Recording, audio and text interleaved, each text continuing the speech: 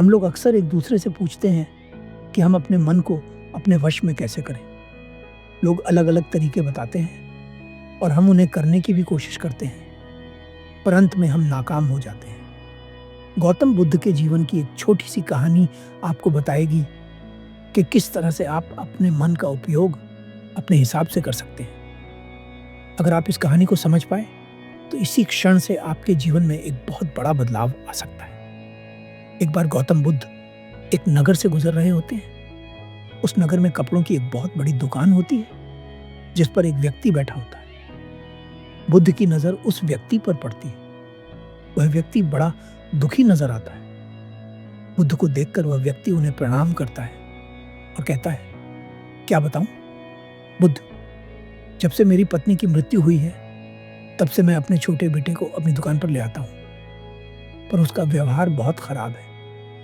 जैसे ही कोई ग्राहक आता है वह उसकी पगड़ी उतार कर फेंक देता है या उसके झोले को उतार कर फेंक देता है, जिससे मेरे सभी ग्राहक अपमानित महसूस करते हैं। अब वे लोग मेरी दुकान पर आते भी नहीं हैं, जिससे मुझे भारी नुकसान हो रहा है। घर पर कोई नहीं रहता, जिसके कारण मैं अपने बेटे को घर पर छोड़ भी नहीं सकता। मैंने अपने बेटे को बहुत समझाने की कोशिश की, डांटा, पीटा, सब कुछ कर कर देख लिया, परंतु कोई तरीका काम नहीं आया। बुद्ध कहते हैं, यदि तुम कहो तो मैं इसे ठीक कर सकता हूं। यह सुनकर उस व्यक्ति के चेहरे पर खुशी की चमक आ जाती है। वो बुद्ध से कहता है, बुद्ध, बड़ी कृपा होगी आपकी यदि आप मेरी इस समस्या का हल कर दें। बुद्ध उस व्यक्ति से कहते हैं, परंतु मैं जो भी करूंगा उसमें तुम दखल नहीं दोगे और न ही कोई रोक टोक करोगे। वह व्यक्ति बुद्ध को वचन देता है, आप जो भी करेंगे मैं उसमें बिल्कुल भी दखल अंदाजी नहीं करूंगा। अगले दिन बुद्ध उस दुकान पर पहुंचते हैं। उनके सिर पर एक पगड़ी बंधी होती है। वह बच्चा हमेशा की तरह बुद्ध की पगड़ी उतारने के लिए दौड़ता है। बुद्ध मुस्कुराते हैं और बच्चे से कहते हैं, बहुत अच्छे बेटा, अब जाओ और इस पगड़ी को उठाकर ले आओ। बच्चा बुद्ध की बात सुनकर पगड़ी उठाकर लाता है और बुद्ध को दे देता है। बुद्ध वहां से चले जाते हैं। अगले दिन बुद्ध एक लकड़ी और कुल्हाड़ी लेकर आते हैं और दुकान पर आकर बैठ जाते हैं। बच्चा बुद्ध की पगड़ी उतारने ही वाला होता है कि बुद्ध उससे कहते हैं, बेटा जाओ और इस कुल्हाड़ी से उस लकड़ी को काटो। बुद्ध की बात सुनते ही वह बच्चा तुरंत लकड़ी काटने के लिए जाने लगता है। यह देखकर उसका पिता थोड़ा घबरा जाता है, क्योंकि उसे डर होता है कि कहीं उसके पुत्र को कोई चोट न लग जाए, परंतु उसने बुद्ध को वचन दिया हुआ था, इसलिए वह चुप रहता है। बच्चा लकड़ी काटने की कोशिश करता है। बहुत देर तक मेहनत करने के बाद वह थक जाता है और वापस आकर बैठ जाता है। इसी तरह बुद्ध रोज आते और उसे अलग अलग तरह का काम बताते और वह बच्चा वह काम करता। ऐसा करते करते 7 दिन बीत जाते हैं और अब वह बच्चा भूल ही जाता है कि उसे किसी की पगड़ी उतार कर फेंकनी थी। बुद्ध ने मात्र 7 दिनों के अंदर उस बच्चे की आदत बदल दी। उसके पिता बहुत खुश होते हैं और बुद्ध को धन्यवाद देते हैं। इस कहानी से हमें क्या सीख मिलती है? जो लोग इस कहानी को सुनते हैं उनमें से कई सोच में पड़ जाते हैं कि इससे मन को नियंत्रित करने का क्या संबंध है। मैं आपसे कहता हूं, यदि आप अपने मन को खुद कोई काम नहीं देंगे तो वह अपने हिसाब से उस बच्चे की तरह काम करेगा। आप हमेशा अपने मन से ये तो कहते हो, ये मत कर, वो मत कर, यहाँ मत जा, वहाँ मत जा, पर कभी आप उसे ये नहीं कहते, ये कर, वो कर, यहाँ जा, वहाँ जा। यही आपकी सबसे बड़ी गलती है। उस बच्चे की ही तरह हमारा मन भी हमारे वश में हो सकता है यदि हम उसे काम बताएं, ना कि उसे रोकने का प्रयास करें। मन का स्वभाव है काम करना, कुछ सोचना, कुछ करना। अब हमारे पास 2 विकल्प हैं। एक, या तो मन को उसके हिसाब से काम करने दें। 2, या फिर हम उससे अपने हिसाब का काम करवाएं। अगर आप अपने मन से अपने हिसाब का काम करवाना सीख गए तो आप पाएंगे कि आपका मन आपका इंतजार करेगा कि कब आप उसे आदेश दें। अभी अधिकतर लोग अपने मन को अपने हिसाब से चलाना नहीं जानते, इसलिए उनका मन उनके हिसाब से नहीं बल्कि अपनी ही चाल चलता है, और यही सबसे बड़ी समस्या है। आशा करता हूं कि इस छोटी सी कहानी से आपको एक बड़ी सीख मिलेगी। अब आप अपने मन को कुछ करने से रोकने के बजाय उसे कुछ करने के लिए कहेंगे, क्योंकि मन का स्वभाव ही कुछ करना है। अगर आप उसे कोई कार्य नहीं देंगे तो वह अपने हिसाब से काम करेगा। धन्यवाद। कभी कभी ऐसा होता है कि हमें समझ नहीं आता कि अब आगे क्या करें। हम किसी मंजिल पर पहुंचना तो चाहते हैं, परंतु हमें कोई रास्ता नजर नहीं आता। ऐसी स्थिति में हमें क्या करना चाहिए? अगर आपके मन में भी यह प्रश्न है तो गौतम बुद्ध के जीवन की यह कहानी आपको जरूर समझनी चाहिए।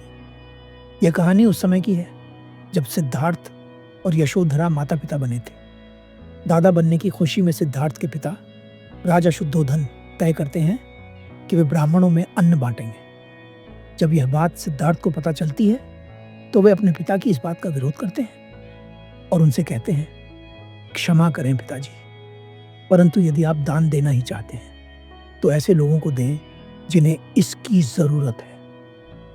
अपने पुत्र की बात सुनकर राजा कहते हैं, पुत्र, ब्राह्मणों को दान देना शुभ होता है। ब्राह्मणों को दान देने से हमारी सभी पीड़ाएं समाप्त हो जाती हैं। सिद्धार्थ कहते हैं, क्षमा करें पिताजी, परंतु मेरा आपसे एक प्रश्न है। राजा कहते हैं, पूछो पुत्र। सिद्धार्थ पूछते हैं, भोजन की आवश्यकता किसे ज्यादा है, एक भूखे को या फिर उसे जिसका पेट पहले से ही भरा हुआ है? राजा कहते हैं, ये तो स्वाभाविक बात है, भोजन की आवश्यकता एक भूखे को ज्यादा होगी। सिद्धार्थ कहते हैं, एक और प्रश्न है। राजा कहते हैं, पूछो पुत्र। सिद्धार्थ पूछते हैं, भोजन मिलने के बाद किसकी दुआ ज्यादा असरदार होगी, एक भूखे की या उसकी जिसका पेट पहले से भरा हुआ है? राजा कहते हैं, ये तो साधारण सी बात है पुत्र, भूखे की दुआ ज्यादा असरदार होगी। सिद्धार्थ कहते हैं, तो फिर पिताजी, ब्राह्मणों को दान देने से हमारे संकट कैसे मिट सकते हैं, क्योंकि इनके पास तो पहले से ही अन्न के भंडार हैं। यदि दान देने से संकट मिटते हैं तो हमें दान ऐसे लोगों को देना चाहिए जो गरीब हैं, जिन्हें वास्तव में इसकी आवश्यकता है। राजा शुद्धोधन को सिद्धार्थ की बात उचित लगती है और वे अपने सैनिकों को आदेश देते हैं कि सभी अन्न को राज्य के गरीबों में बांट दिया जाए। सिद्धार्थ स्वयं सैनिकों के साथ अन्न बांटने के लिए जाते हैं। आपको एक बात समझनी चाहिए कि यह वह समय था जब राजा शुद्धोधन को यह लगने लगा था कि उन्होंने असित मुनि की भविष्यवाणी को गलत साबित कर दिया है। उन्हें विश्वास होने लगा था कि अब उनका पुत्र सन्यासी नहीं बनेगा, क्योंकि अब सिद्धार्थ का विवाह हो चुका था और वे पिता भी बन चुके थे। जैसे जैसे राजा शुद्धोधन का विश्वास गहरा हो रहा था कि अब उनका पुत्र वैरागी नहीं बनेगा, वैसे वैसे सिद्धार्थ के सामने जीवन के वे सत्य आते जा रहे थे जो उनसे अब तक छिपाए गए थे। जीवन के उन सत्यों को देखकर सिद्धार्थ के भीतर पीड़ा तो बढ़ रही थी, परंतु उन्हें यह समझ नहीं आ रहा था कि इस पीड़ा से मुक्ति का मार्ग क्या है। जब सिद्धार्थ राज्य में अपने सैनिकों के साथ अन्न लेकर पहुंचते हैं तो वे देखते हैं कि लाचारी किसे कहते हैं। उन लोगों की गरीबी और लाचारी देखकर सिद्धार्थ का मन पीड़ा से भर जाता है। सिद्धार्थ अपने सारथी से वापस चलने को कहते हैं। सारथी रथ महल की ओर हाँक देता है। मार्ग में सिद्धार्थ की नजर एक ऐसे व्यक्ति पर पड़ती है जिसे देखकर वे बहुत आश्चर्यचकित होते हैं, क्योंकि उन्होंने आज से पहले कभी ऐसा व्यक्ति नहीं देखा था। सिद्धार्थ उस व्यक्ति को देखकर अपने सारथी से कहते हैं, रथ रोको चन्ना, मैं जानना चाहता हूं कि यह व्यक्ति कौन है और यह दिखने में अन्य मनुष्यों से इतना भिन्न कैसे है। सारथी कहता है, युवराज, यह एक सन्यासी है। सिद्धार्थ पूछते हैं, सन्यासी? परंतु पहले तो मैंने इन्हें कभी नहीं देखा। सारथी कहता है, युवराज, भ्रमण करते करते कभी कभी ये आ जाते हैं। सिद्धार्थ कहते हैं, फिर तो इन्हें भी अन्न की आवश्यकता होगी, मैं अभी इन्हें अन्न देकर आता हूं। सिद्धार्थ रथ से उतरते हैं और अन्न लेकर उस सन्यासी के पास पहुंचते हैं और कहते हैं, प्रणाम, मैं शाक्य युवराज सिद्धार्थ हूं, आपके लिए अन्न लेकर आया हूं। सन्यासी कहते हैं, कुछ भी कह लो, साधु, संत, योगी, तपस्वी, सन्यासी, कुछ भी कह सकता है। सिद्धार्थ कहते हैं, क्या मैं जान सकता हूं कि आप कहाँ रहते हैं? सन्यासी हंसते हैं और कहते हैं, ये सारा संसार ही मेरा घर है। सिद्धार्थ पूछते हैं, और काम, आप क्या करते हैं? सन्यासी कहते हैं, काम तो संसारी करते हैं, सन्यासी नहीं। सिद्धार्थ पूछते हैं, और अन्न प्रबंध, वह कैसे होता है? सन्यासी कहते हैं, भूख जितनी हो भिक्षा मिल ही जाती है। सिद्धार्थ पूछते हैं, भिक्षा मांगने में लज्जा नहीं आती? सन्यासी कहते हैं, और लज्जा को कुचलकर ही मनुष्य सन्यासी बनता है। सिद्धार्थ पूछते हैं, और शोक? सन्यासी कहते हैं, तो कोई शोक नहीं, ये प्रकृति इनकार नहीं करती, हवा कभी नहीं रुकती, जल तो मिल ही जाता है, वृक्ष फल देने से कभी मना नहीं करते। सिद्धार्थ पूछते हैं, आप अपना समय कैसे व्यतीत करते हैं? सन्यासी कहते हैं, मैं मन को जीतने का प्रयास करता हूं। सिद्धार्थ कहते हैं, यह कैसा कार्य है? सन्यासी कहते हैं, यह मन ही तो है जो वासना, मोह और क्रोध में फंस जाता है। सिद्धार्थ पूछते हैं, आप यहां से किस मार्ग जाएंगे? सन्यासी कहते हैं, वो मैं नहीं, ये मार्ग ही सुझाएगा। राजन, ये धान तुम ले जाओ, इसकी मुझे कोई आवश्यकता नहीं, तुम अपने मार्ग चलो और मैं अपने मार्ग चला। इतना कहकर वह सन्यासी वहां से चले जाते हैं। उस सन्यासी के जाने के बाद सिद्धार्थ अपने सारथी से कहते हैं, मैंने धनी देखे, दरिद्र देखे, सत्ता में अंधे क्षत्रिय देखे, ज्ञानी ब्राह्मण देखे, परंतु ये कैसा जीवन है जो कुछ न होते हुए भी इतना सुखी है? उस सन्यासी से मिलने से पहले तक सिद्धार्थ के भीतर पीड़ा थी, लेकिन उस पीड़ा को खत्म करने का कोई मार्ग नहीं था। परंतु अब उस सन्यासी से मिलने के बाद सिद्धार्थ को मार्ग नजर आ गया था।